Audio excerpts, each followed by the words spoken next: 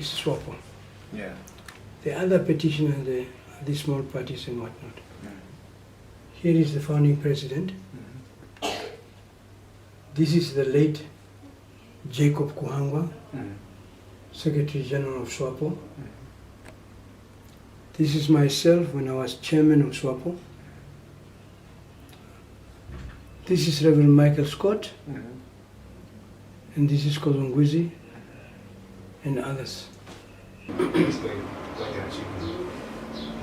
Yeah, sure. When we achieved our independence, I'm sure that all our people were very excited about it. Yeah. There were many promises made by politicians, including our own politicians of Swapo, which is quite natural. You know, it happens in all the elections around the world. Politicians always promise heaven on earth, and not always do they deliver what they have promised fully. Namibia, after independence, could have become a very, very stable and rich country with 2 million people. We have promised our people that we will do our best, and especially Swapo, that is the ruling party. The other small parties, you know, they were doing their thing, as it has always been the case with small opposition parties in other African countries and so forth. But what is very important here is that even though Swapo has really become the ruling party of the country, we have come from a very difficult background. A background starting from German colonization that included genocide, into the South African apartheid schemes and laws and oppression, in a system that created slave labor based on cheap, contract system called Okaholo. All these problems were inherited by Swapo after independence. And naturally our people also had high hopes that Swapo will change things overnight, which is impossible for a country that has come from where it has come from to change things overnight. But so far I think Swapo has done its best to fulfill some of the promises that were made during the 435 UN general elections. Naturally, like what has happened in all African countries previously colonized, enthusiasm has always been very high, and delivery was based on the reality of the situation that we have inherited. Unlike many other African countries that have, and many of them probably in comparison to us, had a very strong foundation of education. Namibia suffered from Bantu education of the racist South African government. We didn't have universities here. We had to travel to South Africa, you know, and during the time that we were in exile, that was the only opportunity that we had for our students to also be admitted to other universities in other African countries. All this have taken toll on us. Our youth had their own expectations about independence and what independence will bring. And we're beginning to see the results today, that this enthusiasm that our youth had, some of it was misplaced. But our youth, you know, are also very well disciplined. They are also, you know, trying their best to support our country and our government and so forth. Even though, you know, they also have their own needs that they want to have look after by the government. We also have inherited a problem of separation of our people who have been divided in ethnic groups. our people were compartmentalized by the apartheid regime in even the settlement in cities. Yeah. They were divided according to their ethnic, situations. You had Swapo speaking in one section of the location, the Herero speaking, and so forth and so forth, And these are things that are real and that Swapo had to deal with as a government. And, if you look at the whole situation and what Swapo has done to be able to bring our country together, in an effort to create one nation, and one people, it has not been very easy. And I think sometimes we overtaxed our ruling party, and especially with the burden of the government that they have inherited from the past. And I always believe that even with our young people, they sometimes have to be patient about what we have gone through. Yeah. I personally support young people. I've supported them since we created Swapo. And you must also remember that Swapo is the only party in this country that was born by the conditions that existed of slavery in our country. When we created Swapo, I said to the founding president, we must actually have this party that must be born by the situation that exists in our country. If we can find a name from that situation, no party in this country will actually substitute Swapo in power, so easily. And it has happened. We started with Okaholo. Okaholo was slave cheap labor of our young people, like our young people today, and recruited for South African mining companies in Johannesburg, in Kimberley. Many of them were sent to the farms, the white farms in this country. Many of them died there at the end of their contract time, that when they expired. And it is from these conditions that Chief Hosea Kutako, actually with his chief council, decided to form a small group of young people who were being sent to the farms because of the stories that used to come from the farms, from the workers, the contract workers, that some of their associates were being killed at the end of their contract because the farmers didn't want to pay their salaries and so forth. And these young people used to go and collect that information and bring this information to the chief council of Chief Hosea Kutako that was composed not just of Hereros. I know many people of Swapo speaking, they were also members. I know Kalats, I know Namas, I know Damaras, you can name them all. And when this information came, that was the information that the Chief Council collected and put together so that they can find somebody who can take them to the United Nations to give a report about conditions in our country. For a long time, South Africa refused our people passports to travel to New York to go and testify there about the conditions in our country.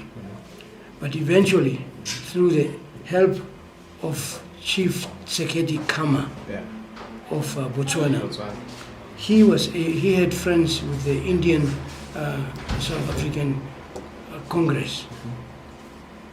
And one of the gentlemen who was a very close friend of his was Cathedra, who was on Robben Island with Mandela and others, including Adimba Toevo, including Jerry Ekanjo, who was the youngest of them all.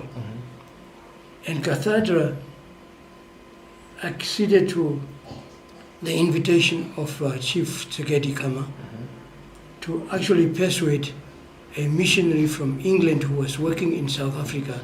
And when Cathedra approached Reverend Michael Scott that Chief Tsekedi Khama wanted to see him, he agreed and went to Botswana.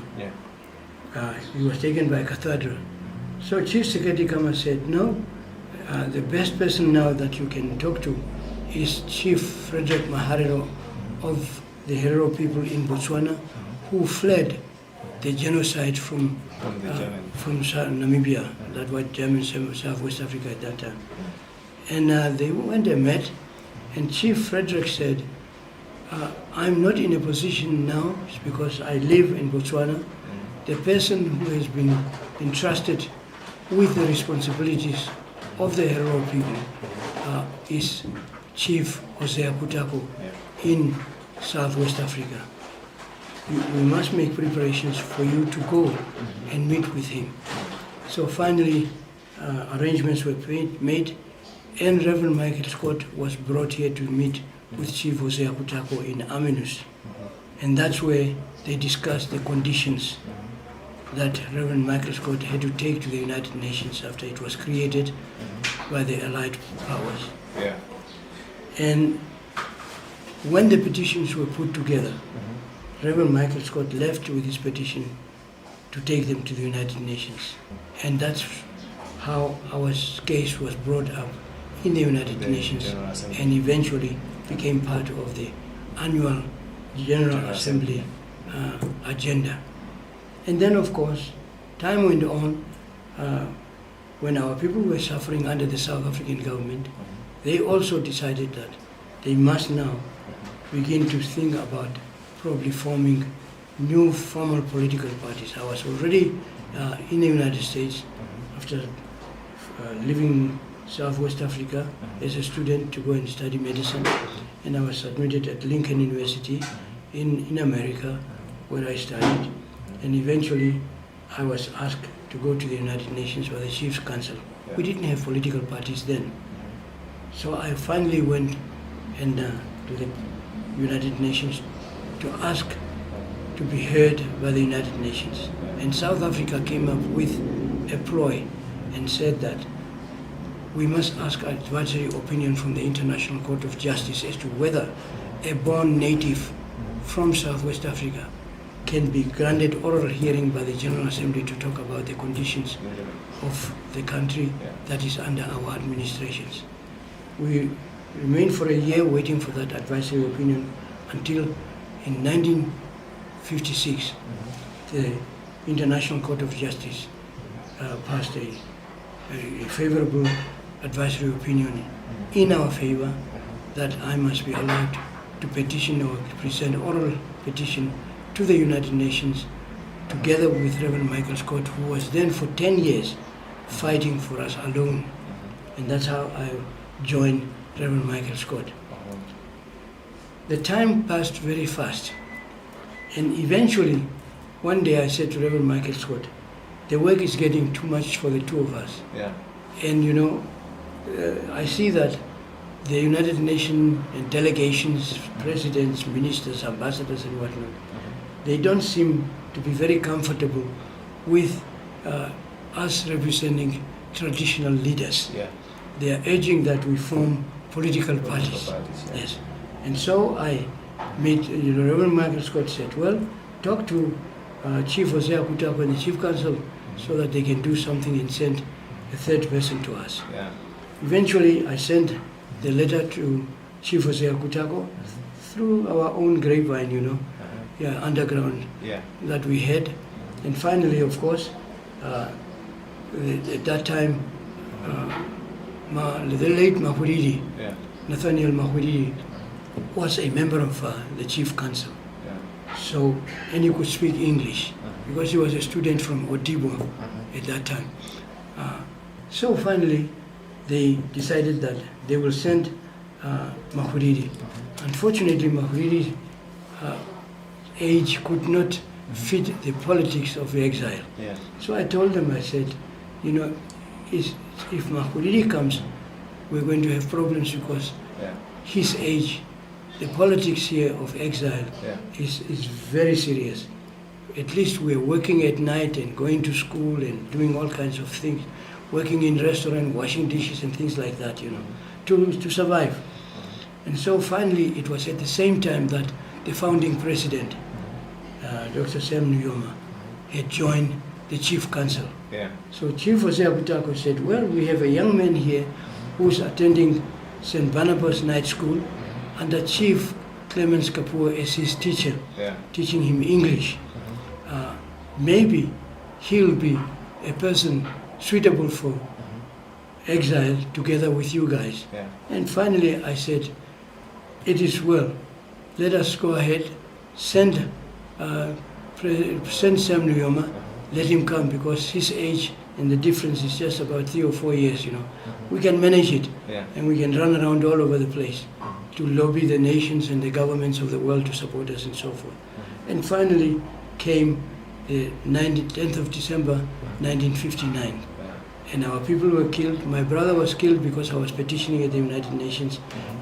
When that happened, the South Africans were also looking for a founding president because he was organizing in the contract compounds, Yeah. you know, of the contract workers about OPC and then moving into OPO. OPO, yeah. Yes, OPO.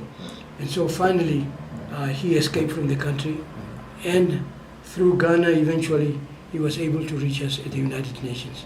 We petitioned together at the United Nations, and at that time, OPC had already gone ahead moving the contract workers in the country.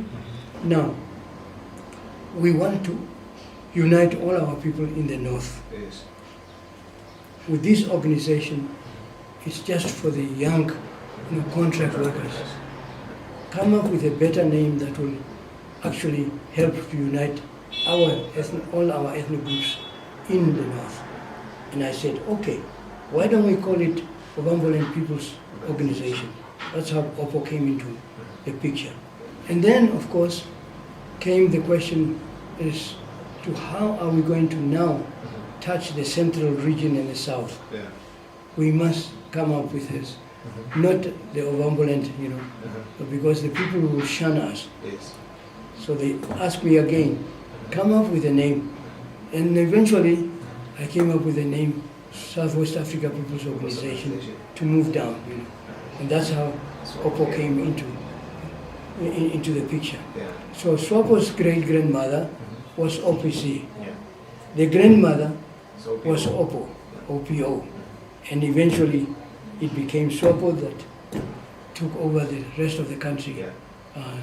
And then, of course, the struggle continued until eventually, when we started suffering and actually being killed by the Boers and so forth, the question of armed struggle, following in the footsteps of other African liberation movements in other countries in Africa, came up. How long are we going to allow ourselves to be killed in the way that we were being killed by the South African racist regime? And finally, we decided that we must adopt the policy of tooth for a tooth. Yeah. But we must also find countries that will help to train our young people. And founding president also decided to throw his weight and started organizing our youth for the armed struggle. They were sent to Algeria, Egypt, everywhere. And that's how many of our young people were leaving the country. And they were put in refugee camps in Tanzania, Zambia, in Angola, what have you. And they were dedicated. Many of them died and passed on the AK-47 to those who remained. Yes. Those who remained executed the struggle until eventually the United States decided to see that if they allow the armed struggle to continue with the pace that it is now continuing, it might also affect their interest in South Africa, where they have had heavy investments. Yes. And then they came up with the idea of the four Western powers. When the four Western powers were created by the United Nations, the Germans then came up and said that They know Namibia very well, having been their former colony. They would like to also be associated with the 4 Western powers, and that's how they became the 5 Western powers. 5 Western powers. Yes. And naturally, the 5 Western powers were very helpful in, since it involves major powers like the United States, to persuade South Africa to give in to the demands and pressure of the United Nations. And by that time, the armed struggle has also taken toll on South Africa. And it made a difference, a major difference. And the armed struggle was not meant to really succeed maybe victoriously, you know? Yeah.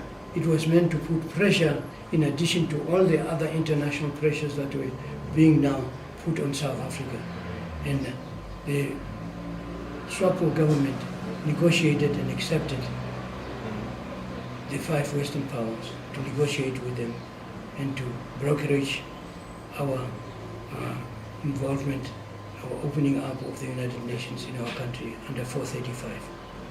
That's how eventually independence was crafted by Swapo. Yeah. But it was crafted through the blood and the sweat of our young people. It should, you know, we, the older generation, always say the struggle, I mean, our youth are our future. Yes. But we seem to be hanging on power, even in our old ages. I don't support that. I'm with the founding president that we have done our best. Yeah. We define our future when the need arose at that time when we were fighting. Fighting for the liberation struggle. Yeah, and we said freedom and independence in our lifetime. We define our future that time. Yeah. It is this future that we gave you. Yeah. You must now, you know, we are not going to live in this coming future of computers and new technologies and whatnot. You are going to be living there. Define that future yourself. We'll give you support, you know. And I'm one of those who will never choose, I mean, will never, you know, shy away from supporting our youth. I always encourage them that when they are fighting us, you know, because we have come through the bitter struggle, then they must not fight us on the basis as if we don't like them. Yeah. We like to listen to them, but they must also respect us Yeah. when they talk to us, like we did with our older generation that is gone, Yes. right? And at this particular time, you, the youth, you and us have seen what has happened. Yeah. You know, our people are talking about our government probably has failed to fulfill the dream. Yes. I also personally believe that we should have moved faster to fulfill probably 2/3 of the dream than being where we are now. We cannot go to China with heads in hands asking for amounts of monies that we are asking without going with programs designed to improve the quality of our lives of our people. When we go to countries like China, China has come through the same process that we have come through. But during all those years, China never went around with heads in hands begging for financial support, you know, or loans and so forth. They did their own number until when they were eventually admitted to the United Nations. We have a tendency to believe that money grows on trees in all the countries that we try to go and beg. We don't want to be beggars. We want to be accepted as equals with pride. So if you say we must go to China and ask for money, then we must do our homework, because the Chinese have experts and they're going to ask $10 billion that you are asking. What are you going to spend it on? We must do that homework first. And then when we go to Chinese, we can then say that here are our programs. Can you look at this roster of these programs and see which ones would you be able to help us with loans and then negotiate on that basis. I personally am like with the founding president that if you go and beg, you lose your credibility, you lose your respect. We don't want our youth to lose the respect because of the mismanagement and the corruption of stealing taxpayers' money in this country. We don't have a big population like South Africa with 60 million. Huh? We have just 2 million people. We cannot afford to steal money of taxpayers here when we have students who have to be supported here by the government. And now we are turning around to say that we don't have money even for the students. We are crucifying our children, our youth, who can be able to actually save us in our country to get it out of this mud. Personally, I believe that the young people must rise and then take a look at themselves and find out whether they have one of their kind to be able to be your rallying model, You as youth, and I want to appeal to you very strongly that in this coming election, the youth constitute the majority of our voters in this country. Band together, don't be terrorized by anybody, don't be afraid, just as we were not afraid to pick up the AK-47. Go out there and support your candidate to be president of this country so that we can get out of this mud. You know your problems better. These old people don't know your problems. You are the ones who know your problems. And I have hope that if our young people, and especially the older generation, can start to leave the young people and bring them into the system so that they can grow together with them and help them, they can change this country, very, very much. I don't care who you find, whether it's from within the ruling party or the new candidates that are called independent candidates. Our constitution is very flexible about these kind of things, Do everything possible within the law of the country and keep this country secure and the rule of law strong. In a democratic process, the youth are the future. And the youth make the difference. Young people have changed governments around the world. I don't know why our young people in Namibia cannot do the same if others have done it. You fought this war. Not old people. No. Our young people died. They didn't die for nothing. They sacrificed their lives in order to gain a future. And this is the future that is knocking at your doors. Why do you want to negotiate an unnegotiable, future that belongs to you, where you alone are going to live there? Don't listen to old people who have, misused their opportunities to change this country. Change this country for your interest and your future generations. You have children coming. You are well educated. Why do you worry about old people whose future now has come to a dead end? They have done their best. They've given you the future. Now you have to be their boss to decide and define that future. Why should you be defined by those who have given it to you? We've given it to you. We are prepared, those of us who are prepared to help you. We'll be there to babysit with you, if you need us. I can't see any other way around.